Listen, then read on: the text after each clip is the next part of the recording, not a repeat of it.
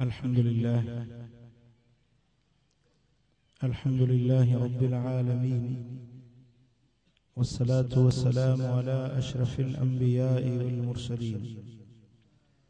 سيد الأولين والآخرين قائد الغر المحجلين حبيبنا محمد وآله وأصحابه أجمعين أما بعد فأعوذ بالله من الشيطان الرجيم بسم الله الرحمن الرحيم وهزي إليك بجزء النخلة تساقط عليك رطبا جنيا صدق الله مولانا العلي العظيم إن الله وملائكته يصلون على النبي يا أيها الذين آمنوا صلوا عليه وسلموا تسليما اللهم صل على سيدنا ومولانا محبوبنا محمد وآله وأصحابه أجمعين मुझा प्यारा दोस्तों बुजुर्गों भाइयों अज जी ये बाबरकत महफिल जिनजो उन्वान है शान औलिया यानी अल्लाह जे वलियन जो शान छा है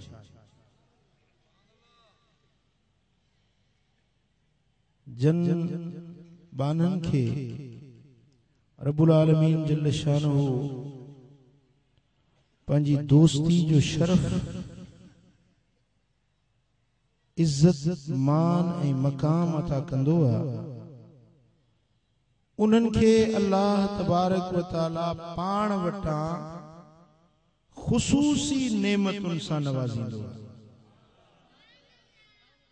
जिनके अल्लाह ताला पंजो वली बनाईंदो आहे उनके पाण वटा इल्म अता कंदो आहे उनके पाण वटा खुसूसी रहमत अता कंदो आहे उन जे चेहरे में नूर अता कंदो आहे उन जे आवाज में तासीर अता कंदो आहे उन जे कदमन में बरकत अता कंदो आहे उन जे हथन में फैज अता कंदो आहे उन जे निगाहुन में तासीर अता कंदो आहे वो वली जे जमीन ते कदम रखंदो आहे उहा जमीन बरकत वारी रब बनाई छडींदो आहे वो वली जे गली मां गुजरंदो आहे उहा गली सुरही मुअत्तर ऐं मुनव्वर ऐं रहमत वारी रब बनाई छडींदो आहे वो वली जे वण जे छांव में वेंदो आ वो वण भी बरकत वारो बनजी वेंदो आ वो वली अगर निभागे ते निगाह करे तो उनके सभागो करे सघंदो आ अगर निदोरो उन वली जी निस्बत में अचे त सदोरो बनजी वेंदो आ उन वली जी निस्बत में अगर जहन्नमी अचे त रब उनके भी जन्नती बनाए छडींदो आ वो वली पंजे जिस्म में बाकमाल होंदो आ वो वली जेको अल्लाह जो वली आ वो पंजे इस्म में बाकमाल होंदो आ वो वली जिंदगी जाहिरी जिंदगी में हुजे त बाकमाल होंदो आ वो वली जने दुनिया ता लाडाणो करे वने त उन जो कमाल उन जो जमाल उन जो खूबियूं उन जो फैज विसाल का पो बंद न थींदो आ पर कब्र में उन जो फैज जारी वली मरंदो नाहे वली दुनिया ता लडे वींदो आ त मरंदो नाहे पर वो वली पंजे मजार जे अंदर जिंदा हुंदो आ उन वली जो तसर्रुफ उन वली जी कुवत उन वली जी कुदरत जेका बे अता इल्ला रब जी अता सा अल्लाह जी सखा सा जेको रब पंजे वली के ताकतूं अता कंदो आ उहे मौत सा खत्म न थींदियूं हन उन जे रूह में उन जे जसद में वफात का पोप उहे कमाल ऐं जमाल जारी ऐं सारी रहंदा आहिनि नचे व सुभान अल्लाह अञा बि दिल खोले चो सुभान अल्लाह तो भला सुभान अल्लाह नचवण जो रोज़ो रखियो आ जा चओ न सुभान अल्लाह सुभान अल्लाह उहा वली जो पंहिंजो पावर न हूंदो आहे इहो अक़ीदो यादि रखो जेको माण्हू चवे त कंहिं वली बुजुर्ग जो पंहिंजो ज़ाती कुवत आहे ज़ाती कब्ज़ो ज़ाती इख्तियार ज़ाती पावर आहे इहो ग़लति आहे छो तो वो अल्लाह जो वली आ उनके ताकत अल्लाह जी अता करण रब उनके ताकत ॾिनी आहे उनजे ज़बान में असर उनजे निगाहुनि में असर उनजे हथनि में असर उनजे पेरनि में बरकत उनजे जिस्म जे अंदर अल्लाह तबारक व तआला जल्ल शानो पंहिंजी कुवत ऐं कुदरत जो ज़हूर कंदो आहे। इहा कुवत उनजी पंहिंजी ज़ाती न हूंदी आहे पर मुंहिंजे रब करीम जी अता कयल हूंदी आहे। चओ सल्लल्लाहु अलैहि या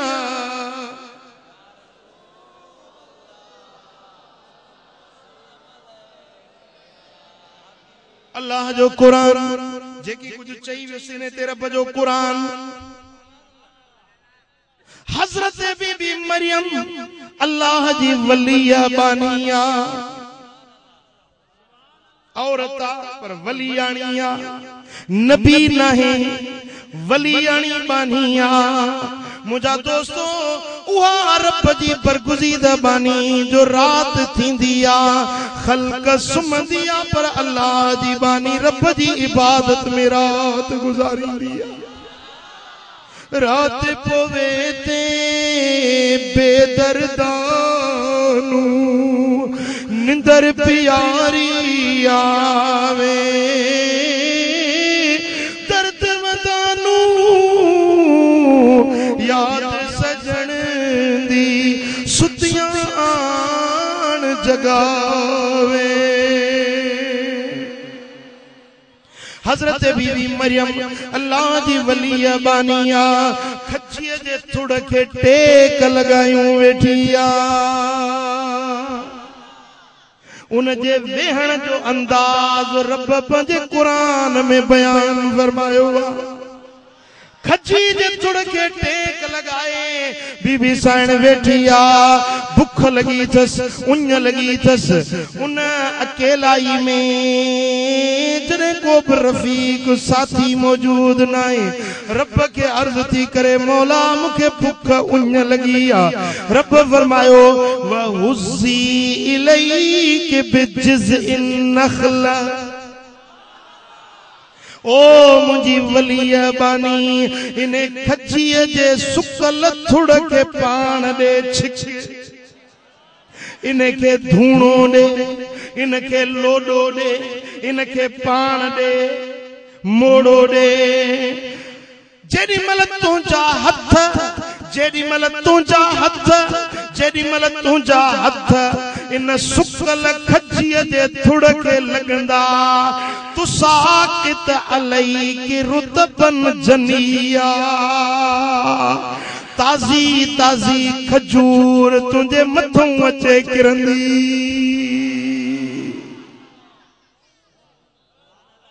सुभान अल्लाह सुभान अल्लाह।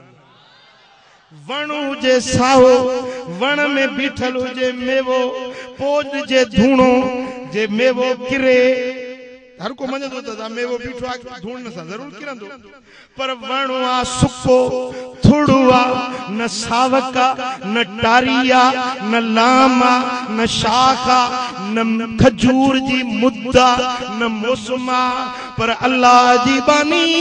जेडी मल उन्हें थुड़ के विजी हथ मुबारक लगाए धूणो दिनो आ त ताज़ी ताज़ी खजूर जा ढेर पट ते किरी पिया।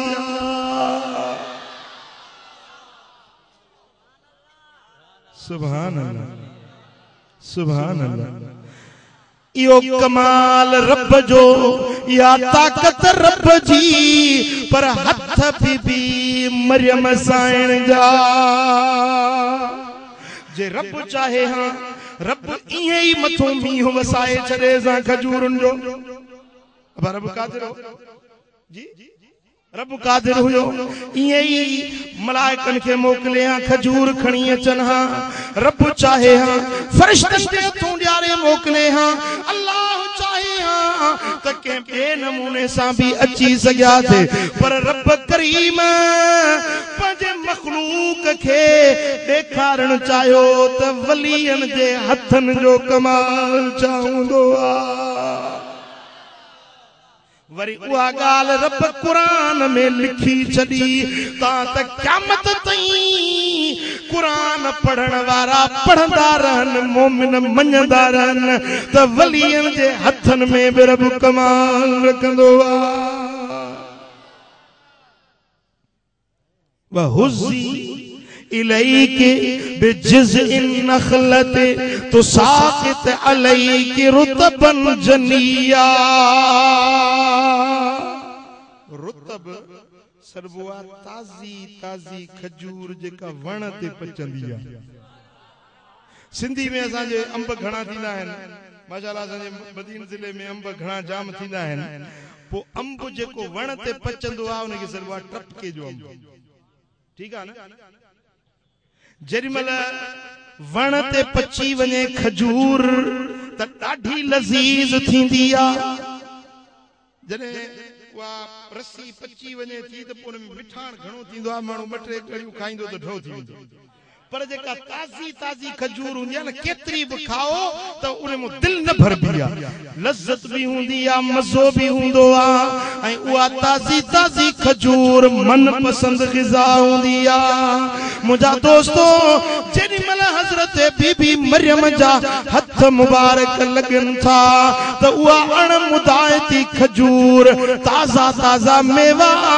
पट पट भरजी वञनि था। मालूम थियो त अल्लाह जे वली बानी जे हथन के रब बाकमाल बनायो। अड़े ही त बनी इसराइल जे उम्मत जी वली आणी आ, पर पोइ मुंहिंजे मिठे मोहम्मद करीम जे उम्मत जे वली बानियुनि जो शान छा हूंदो त उन्हनि अल्लाह जे वली मर्दन जो शान छा हूंदो।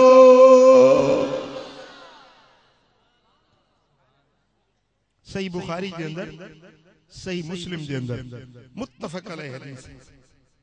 मदीने वाले साईं जो फरमान जे में कोई शक शुबो आहे ही कोन। ऐं हदीस कुदसी हदीस आहे, यानी फरमान रब जो ज़बान मुझे मिठे मोहम्मद करीम। हदीस पाक में आ, मन आदाली वलियन फकद आज़नतुहु बिल हर्बे। जेको माण्हू मुझे वलियन सां दुश्मनी थो रखे, मुझे दोस्तन सां दुश्मनी थो रखे, मां रब उन सां जंग जो ऐलान थो कयां। जे माण्हू मुझे वलीअ सां दुश्मनी रखी आ, जंहिं ॻाढ़े घोट सां दुश्मनी रखी, या इने वलीअ सां दुश्मनी नाहे, पर इहा दुश्मनी खुद खुदा जी ज़ात सां। जंहिं कलंदर सां दुश्मनी रखी, जंहिं भिटाई सां दुश्मनी रखी, जंहिं पीर मिठे सां दुश्मनी रखी, जंहिं सोने रबर फज़लाबादी सां दुश्मनी रखी, या वलीअ सां दुश्मनी नाहे। फ़क़द आज़नतुहु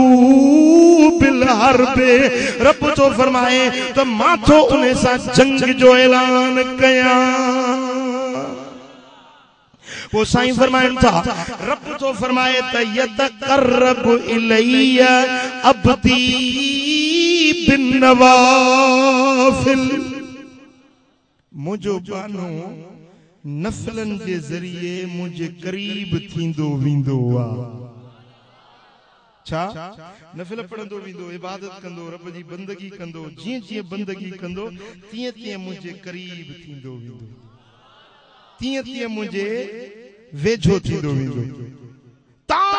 जो वो वक्त अची वेंदो, मुझो बानो मूं रब जे एतिरो करीब थी वेंदो। फकुंतु समअहु लज़ी यस्मअु बिहि, मां रब उन जा कन बणजी वेंदो आहियां, जन कननि सां ॿुधंदो आ। मां रब उन जूं अखियूं बणजी वेंदो आहियां, जन अखियुनि सां ॾिसंदो आ। मां रब उन जा पेर बणजी वेंदो आहियां, जन सां पंधु कंदो आ। मां रब इन जा हथ थी वेंदो आया जन सा पकड़ींदो अल्लाह जो फरमाना त हाणे इहो आहे बानो खुदा ना खुदा ना बानो अल्लाह जो वली बानो खुदा ना खुदा न चइबो पर बानो एड़ो बानो आ जंहिंजा हथ खुदा जा हथ जंहिंजूं अखियूं उन जो ॾिसण उन बाने जो ॾिसण न आहे खुदा जो ॾिसण जंहिंजा पैर ऐं उन जो हलण उन बाने जो हलण न आहे खुद खुदा जो हलण जंहिंजा हथ जंहिंजी पकड़ गिरफ्त उहा बाने जी न आहे पर खुद खुदा जी गिरफ्त अब ॻाल्हि सम्झो इन मकाम ते जेको इने जो दोस्त आ सो अल्लाह जो दोस्त आ जेको इने जो दुश्मन आ वो अल्लाह जो दुश्मन आ जे इने सा हाथ मिलायो इने वलीअ सा हाथ न मिलायो पर खुद खुदा जे कुर्ब में अची अब ॻाल्हि समझो हां जॾहिं उन्हनि जे हथनि खे अल्लाह तबारक व तआला पंहिंजा हथ सॾे थो त पोइ इने जे हथनि में कुवत कुदरत ताक़त रब रखे पोइ इहो वली जेकॾहिं हीअं हथ जो इशारो ॾिए न त 12 सालनि जी ॿुॾल ॿेड़ी ॿुढड़ी वारी तरी किनारे ते अची सघे हा सुभान अल्लाह हाणे हो वरी छा चवंदा यार 12 साल बेड़ी बुडी वई तहां बिना कलूर था कयो 12 साल बेड़ी बुडी वई सो वरी दस्तगीर तारी दस्तगीर जे कुवत जो कुदरत जो इनकार कई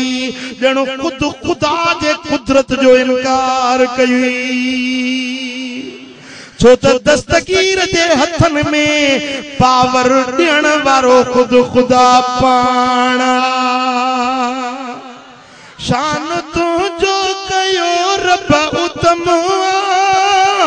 कुल वलियन ते तुंहिंजो कदम शान तुंहिंजो कयो रब उत्तम कुल वलियन ते तुंहिंजो कदम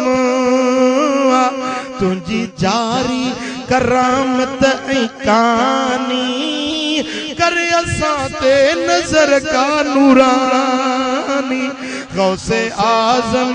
ओ मुर्शिद जिलानी गौसे आज़म ओ मुर्शिद जिलानी करे असां ते नज़र का नूरानी बेड़ो बुढ़ड़ीअ जो जान पतो तारियो मुर्दो चेरो करे तो उथारियो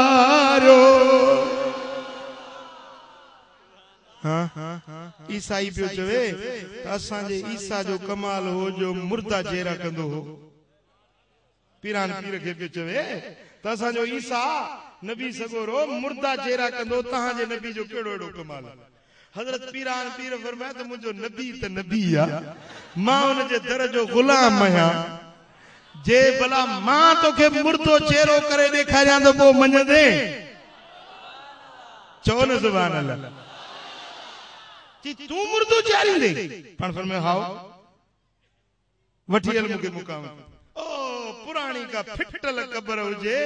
का सालन जी पुराणी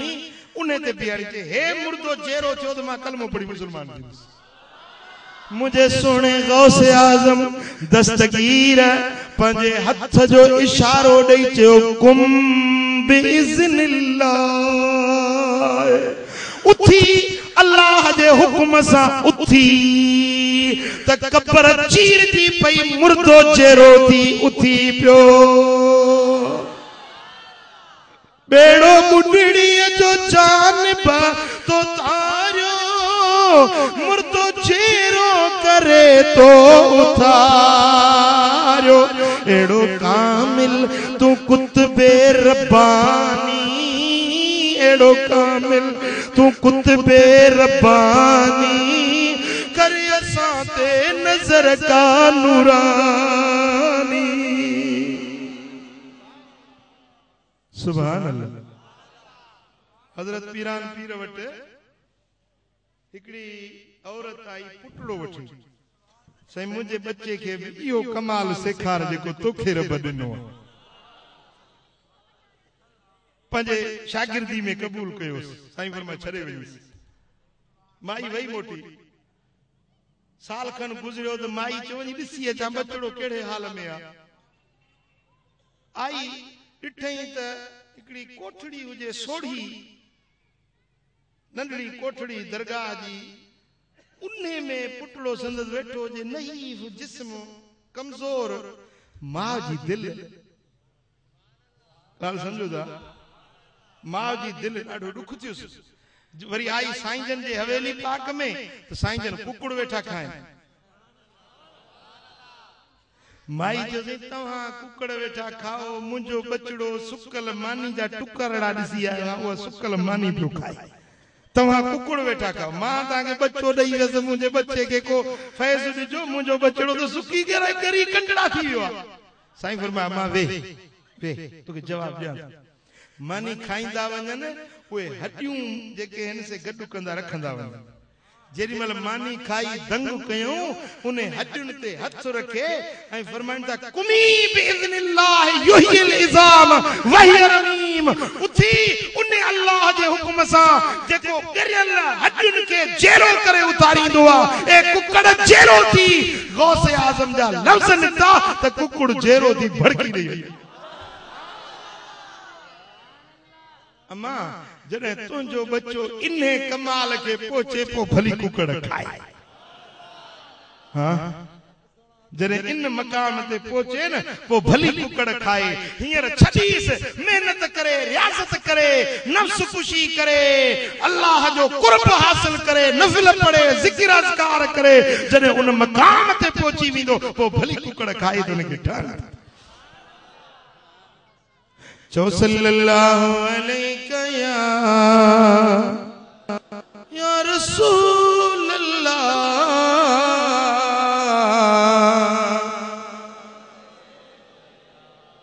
सल्लल्लाहु अलैहि या रसूल अल्लाह